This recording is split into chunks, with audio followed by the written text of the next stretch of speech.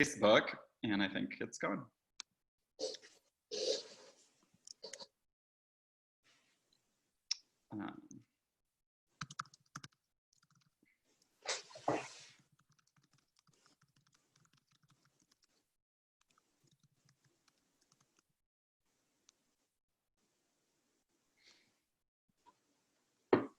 All right, good morning. I think we're running here on Zoom and on Facebook Live. So thank you all for joining us. Thank you, Joe, for joining us as well.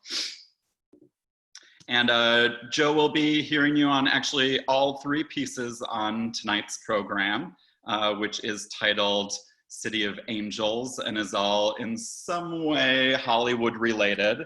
But before we jump into talking about the music, I think we can first talk a little bit about how we know each other and how we've known each other for almost 20 years. So that's crazy. That's a little bit crazy. For those of you tuning in, Joe was my cello teacher starting when I was 16 years old in high school. He was then playing with the Minnesota Orchestra, and I would drive down from Brainerd a few hours every weekend to have youth symphony rehearsal and then go over to Orchestra Hall and have a lesson. And I was hoping that you would share, Joe, from your perspective, the story of how we met. Well, the story from my perspective is that I had just finished playing a concert at Minnesota Orchestra, and I see this kid with bleached blonde hair running down the aisles and sort of flagging me down from the audience. And so I came over to the edge of the stage, and Scott was not shy back then as well, and asked if he could get a lesson with me. And I didn't know who this kid was or anything, so I asked a little bit about his background, and then yeah, we met, I think, within a week or two, and had our first lesson. And Scott was really great, and I could tell he was like incredibly musical and very motivated and very inquisitive person. So then we started having regular lessons, and it was great for 2 years. And Scott actually ended up going to Eastman, which is where I went for undergrad, and started studying with my teacher, Stephen Doan. So, you know, it was very special. Beginning of a great relationship. You know, I'm really still very proud of Scott now with everything that he's doing with this festival, and it's kind of fun to come back and be invited back by, you know, your 16-year-old student. That makes sense. My recollection of the story also includes the fact that I was a sophomore in high school, and that concert at Orchestra Hall was the very first live orchestra concert I'd ever been to. Oh, wow. So we had gone because I think it was the second Prokofiev piano concerto on the first half, and I really wanted, because actually both of us also play piano, and so I really wanted to see that piece. But it was the second half, which was Brahms 1, that like I was like, oh my gosh, like, yeah, this is amazing, and like people are doing this for a career, which is probably something growing up in Brainerd I had never really thought of before. And I think it was actually my dad who first walked down to the side of the stage. Yeah. And luckily you were the cellist that came over to talk to this random guy at the edge of the stage. But it all worked out perfectly, and Joe's remained a role model musically and personally ever since. Yeah, so. Great. We kept in touch we haven't ever lost touch since then, even when you were at Eastman, and then you went to DePaul, and that, you know, moving back up to the Twin Cities, it's pretty cool. So yeah, and actually you jumping from job to job was kind of funny as well, because shortly after I graduated high school and I did my first 2 years of school in Chicago, during that point you moved to become the principal cellist in the Milwaukee Symphony, which was pretty close to Chicago, and I know I came up a couple times. And then Right. when I was out at Eastman, you became the principal cellist in the Toronto Symphony, which was also a relatively short drive up to visit, to hear you play or to dog sit over the holidays. Right, that's right. Yeah. So you had been to the festival once before to play the Dvorak Cello Concerto, but typically you're a hard get during the summertime, because what are you normally doing this time of year? Normally I'm in Santa Fe, New Mexico, where I'm principal cello at the Santa Fe Opera, and I also play with the Santa Fe Chamber Music Festival, and that's always 10 weeks every summer from the middle of June to the very last day of August usually. So while I've been doing it for 10 years, it's a great place to be in the summer, and I love it, love it, love it. The only downside is that I can't do anything else in the summer. So 3 years ago, I was able to just take a summer off from Santa Fe, and that's why Scott had me on retainer, I think. Just saying, like, just when you decide to take a summer off, just let me know. And I had heard so much about the festival and wanted to come up and, you know, see it for myself. So that was a great introduction to the festival when it was the full orchestra and everything was just, everything was going. And I was blown away by the level of the orchestra and the excitement of the crowd and the city and everything. Just like, you know, I had heard about it, but to be able to be part of it was pretty great. So, and then this summer, because everything is shut down, nothing is happening. And for us, you know, we musicians, it's been really hard to be self-motivating at home. You know, practicing by yourself is fine to a point, but after 4 months of it, I was so happy to have like actual music to work on and a place to go to, and I mean, it really kind of saved me this summer. It was just awesome to come over and be in such a beautiful place, get out of Toronto, and play with other musicians for the first time in, you know, four months. I mean, just great, and feeling safe the whole time too, which was really important. But a funny thing about this festival, and we talk about, you know, you being my student, is the music world is so small, and there's just a few like funny stories. So Wyatt Underhill, who's now the assistant concertmaster in San Francisco Symphony, I taught him when he was in the Milwaukee Youth Symphony. I coached his chamber group when I was principal of Milwaukee. So we ended up playing the Korngold Quintet together. Paul, the bass player, I coached him when he was in Minnesota Youth Orchestra. Sarah Grimes, who is now a violinist in the Minnesota Orchestra, we played the Korngold. She also was the second violinist in the Korngold. And we sat down at rehearsal, and I looked at her and I said, you know, I feel like I know you. And she said, oh yeah, I was sitting concertmaster at Northwestern when you came and played Don Quixote with us. So yeah, it was just kind of it's just hilarious, like all these people that I met when they were in high school, and now I'm performing with them, and they're all like just amazing players and people. So that was really, really kind of fun, slightly demoralizing, but also really fun to sort of have this full circle. And then everybody was telling me, they're like, oh, I remember when you told me this, and I remember when you did this, and you know, cool. And now to see them all as professionals, it's pretty great. So that was a little added bonus. That makes a lot of sense. I think back when I was studying with you, you really didn't have very many private students. Well, I was really young too.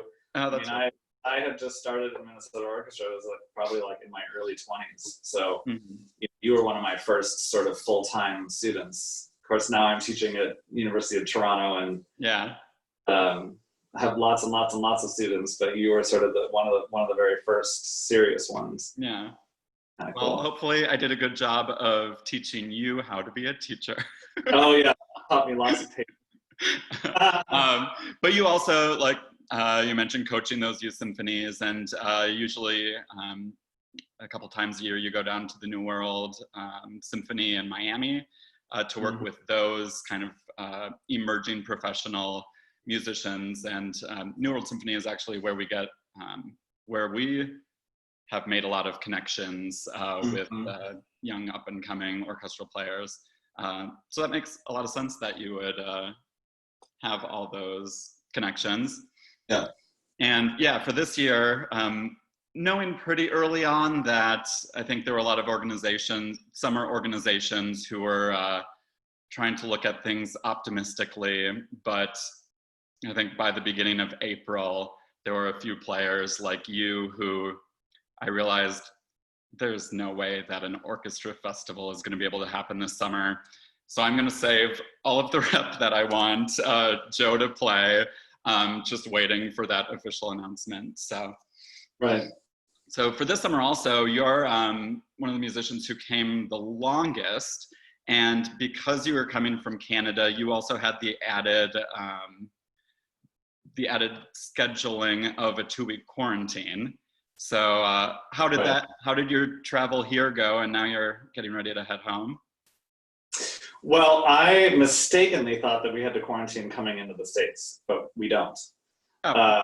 But I had built in 2 weeks. I found my old teacher, Hans Jensen, has a house outside of Chicago, and he's spending the summer in Chicago. So I came here and spent 2 weeks in Chicago at his house, quarantining and just teaching a lot on Zoom. I was teaching the National Youth Orchestra of Canada for those 2 weeks, as well as all of my regular students. And my parents live very close, so we were able to have dinners outside on a patio, socially distanced. And so that actually ended up being a great sort of experience. And then I came up to Brainerd and did the festival. And tomorrow we'll drive back across the border back to Canada, where I have to do a 2-week quarantine in my house. And they're very, very strict about it in Canada. I have to fill out this whole thing online before I get to the border and provide details of where my quarantine is and phone numbers and how I'm going to feed myself and all this stuff. So yeah, but I've been gone for 6 weeks, and it was, like I said, it was just such a great break up of the summer, and I had been home. I mean, that was the longest I had not been on an airplane in my whole life. So it was just really, I'm used to traveling. It's nice to get out and be in such a beautiful, beautiful area. And now I feel like I'm ready to go home. Well, that's good. And we did keep you pretty busy also. I think when you got your music, you called me, I think just to say, Scott, what is with all these hard pieces? Yes. It's like, thank you for giving me all the hard music. Which to some extent it was. And one of those pieces is the Eric Korngold Piano Quintet, which our audiences will hear tonight. But I think in the end, you enjoyed all of those projects and of course, yeah. pieces. And it was great. And yeah, our audience has already had a chance to hear you last Friday on the Shostakovich and Ionescu octets. This past Wednesday, you were playing on the Samuel Coleridge Taylor nonet.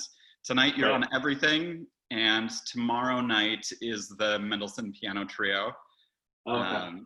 And then later on the American Mirror next Friday. So lots of playing, and yeah, with all of our concerts this season, there's only 3 cellists that were here playing, and we were trying to limit the number of people in town, and that ended up with piling on a lot for you to do.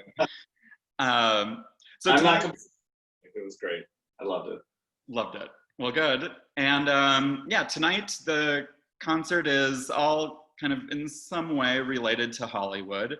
The first 2 pieces that you play, Philip Glass's 3rd string quartet, and then the quick, short, beautiful Gabriel's Oboe from the Mission by Morricone. Those both were actually written for the silver screen.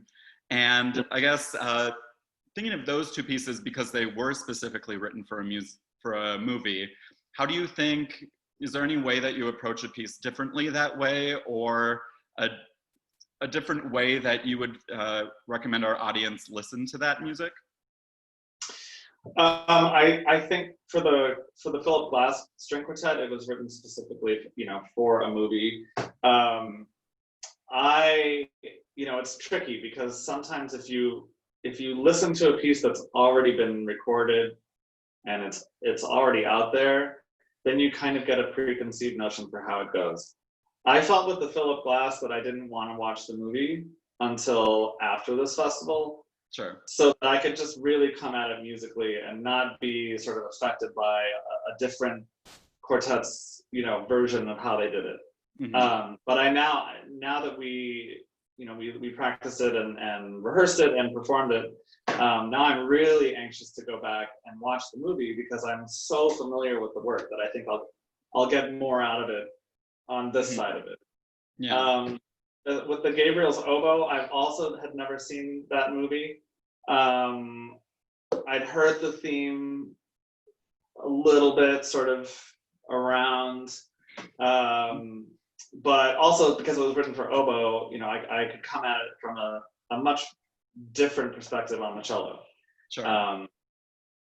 So that was kind of fun, and of course he just recently died, so it seemed sort of apropos that we were playing this, beautiful, beautiful work of his. I mean, it's short. It's like what, 2 minutes, a minute and a half, something like that. So it's just like a little bit of ginger in between these two works. But Yeah. the Philip Glass was really fun to rehearse as a quartet because Philip Glass is very repetitive. Mostly rhythmic, quite simple, not easy, but just simple sort of themes. But Mm-hmm. we were able to rehearse really slowly, like everything, just like getting intonation and making sure everything lines up perfectly. And I enjoy rehearsing like that sometimes. It's sort of like math. It's right or wrong, 1 + 1 = 2. And that's it. So I think we enjoyed rehearsing that way for the Philip Glass, and I'm very anxious to see how it turns out tonight because we haven't seen these final products until we're all watching them at the same time live, which is kind of fun. Yeah. Well, I have had a chance to review them, and I think that question of do you listen to music differently knowing that it was written to be tied into a specific picture or story? I actually like to think of listening to any kind of music.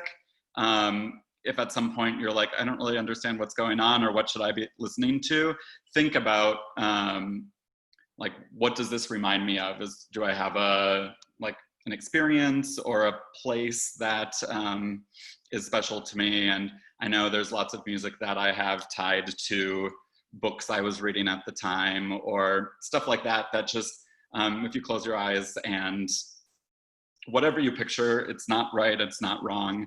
And it's just a little bit different knowing that the composers had something specific in mind as well.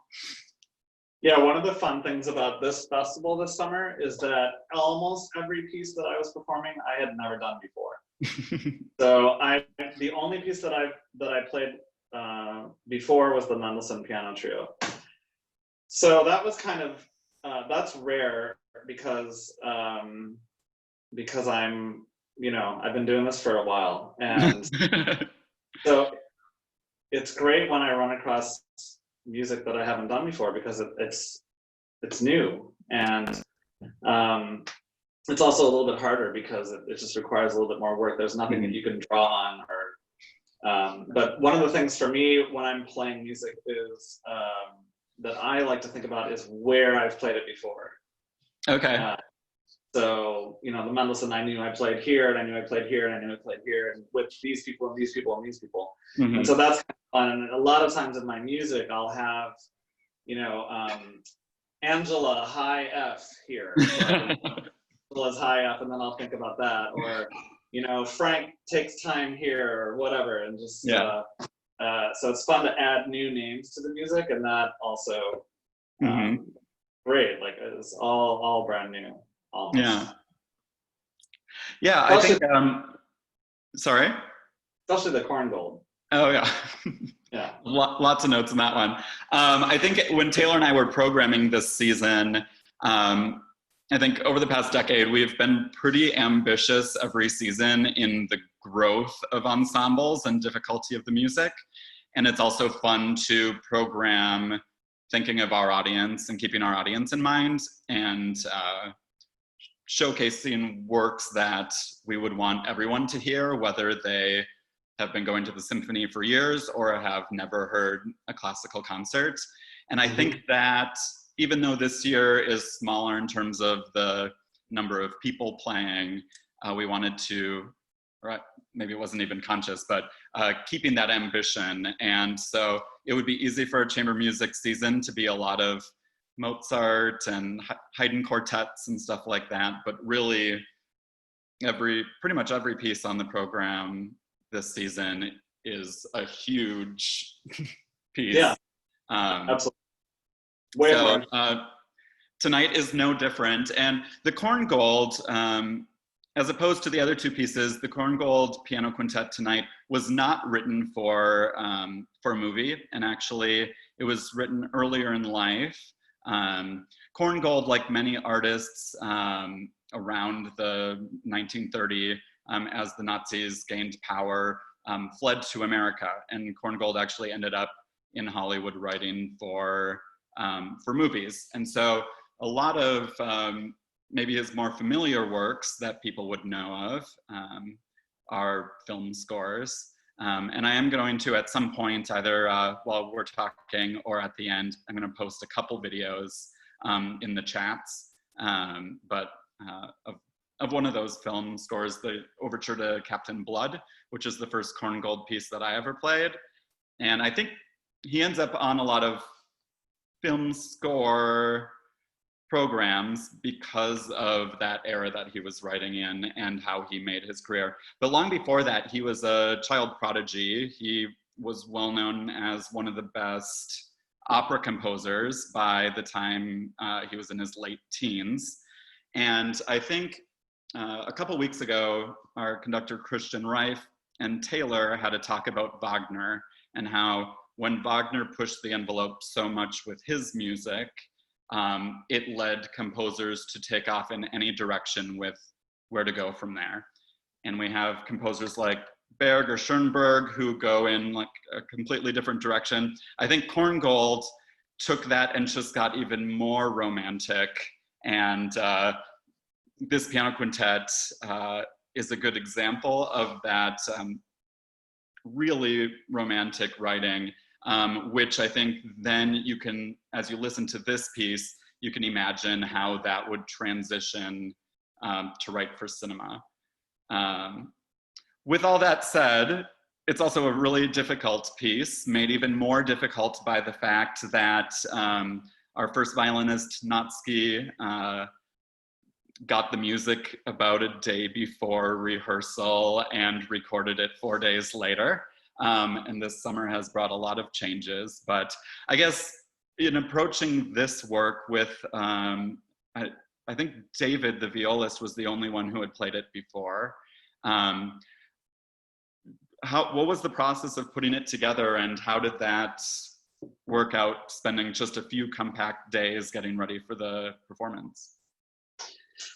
Well, one of my favorite pieces recently is the Corn Gold Violin Concerto, which I would recommend everybody listening at some point to just put that on, because it's so beautiful. It's exquisite. It's just lush.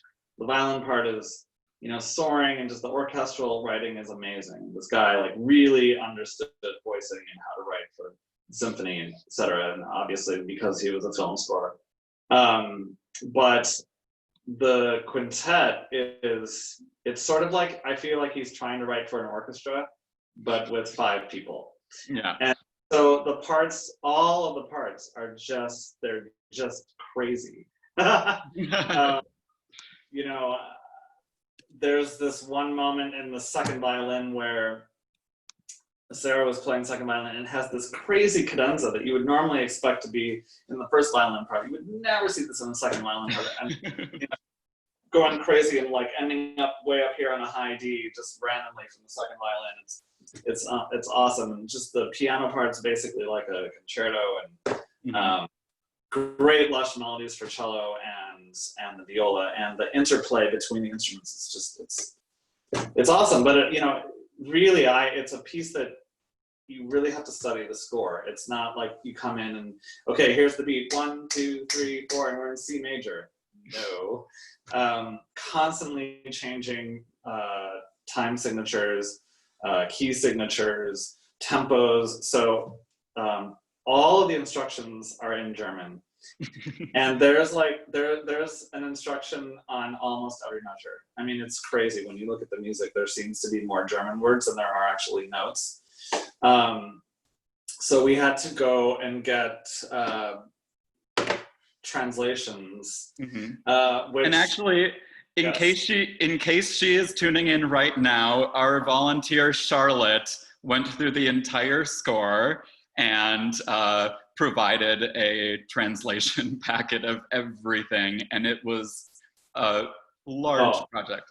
Yeah, but it was so helpful because I think all of us tried doing it at home, and we all burned out like maybe midway through the second movement because it just on to, you know, you have these like 10-word instructions, and then you get the literal translation, and then you're trying to figure out what it means musically. And so yeah, it was very much appreciated. And we kind of got the feeling that Korngold was like a control freak, because the instructions were just wild and you know, sublimely moving forward while, or whatever, some weird thing like this, and just constantly changing. So but everybody did a great job like rehearsing and studying their part at home. And when we came together, you know, everybody kind of had an idea of what it was supposed to be like, and that made rehearsing it much easier. We could actually focus on musical ideas rather than just, okay, let's get this together. And I mean, it worked really well. It was a nice group, I have to say. Nice. Yeah. And I guess the question I would have, because you do play a lot of opera, and in the chat of both the Zoom and Facebook, I just posted 2 links. One is the Captain Blood Overture, really film, the epitome of film music by Korngold. But I also included the Marietta's Lied from Die Totstadt, which is one of his operas. Have you played some of his opera, and does he use that? No, okay. Oh, never played a Korngold opera. I mean, you know, it's not a composer that comes up a lot. So I haven't played a lot of Korngold, but he is kind of getting a resurgence now. I feel like kind of everywhere. People are starting to discover his music, and I think sort of the knock against Korngold in the past was that it was too much movie music, too cinematic, too romantic. And people are kind of getting over that now and just realizing that he has a very unique language and a very unique style, and it's kind of fun. It's kind of like Rachmaninoff plus in a way. I think people's appetites and tastes can take it now. It's also harder, quite frankly, than say Rachmaninoff or some of these like incredibly lush, you know, romantic composers. And but as we get better, you know, human evolution, whatever, understanding, I think his music is really starting to come into the fore, and it's definitely worth it. I mean, I love this piece. There's some really weird writing as well. Things will be going along, and then it's just like, you know, the scream for like 5 beats. And then, okay, now everything's back to normal. And it's just some very, very bizarre writing, but it's really cool. So I think since we're experiencing this season digitally, so will all be videography and cutting between which camera and stuff like that. I think in some ways it's a challenge because there's so many things going on, like what do you focus on? But hopefully with that experience and having a closer view than even the front row at a performance, hopefully that'll help audience members to latch on to some of the parts that normally in performance you might not catch because they're more of a background thing, but are still important and interesting. And so that'll be a lot of fun. And I think this all ties into Die Totestadt, which is the clip I posted in. I think when I've looked at, could we do that or some of his other operas here at the festival ever? I think the orchestra is like over 100 people, which right now without an orchestra pit, like absolutely not. Even with an orchestra pit, like I think few halls would have a pit even big enough to have that. So the fact that that same approach is now brought to a piece for only 5 players makes it very, very fun to listen to. And I think you can even hear what some of the challenges would be in putting it together. But the performance is great and it's a great piece. So hopefully it'll be a good introduction to Korngold. I remember getting the music, and whenever you get a new piece of music, when you open this and you see the music, you have an initial reaction to it. And this one, it's sort of like you open it and it's like, so just notes and like, 10,000 German words, and my brain just goes, oh my gosh, okay, wow. Okay, one of those pieces. So but that was funny. And but after learning it and studying it and then starting to rehearse it, I was on a Zoom call actually with my colleague in Toronto, the concertmaster, because we were talking about some projects that we're doing this year, and I said, man, because he did the Korngold Concerto with our orchestra a few years ago, and it was fantastic. And he totally just owned that piece. And I said, man, we should do the Korngold Quintet. It's so great. He's like, oh man, that's so hard. No way. I'm like, come on, let's do it. So I'll wear him down eventually because I want to do this piece again, especially after all the work that you put into it. And I feel like audiences need to hear it. It's just really, really cool piece. Really cool. Super beautiful. Yeah. Well, all you who are tuning in, hopefully that makes you even more excited for tonight's performance. And again, tonight we are 7:30 Central Time.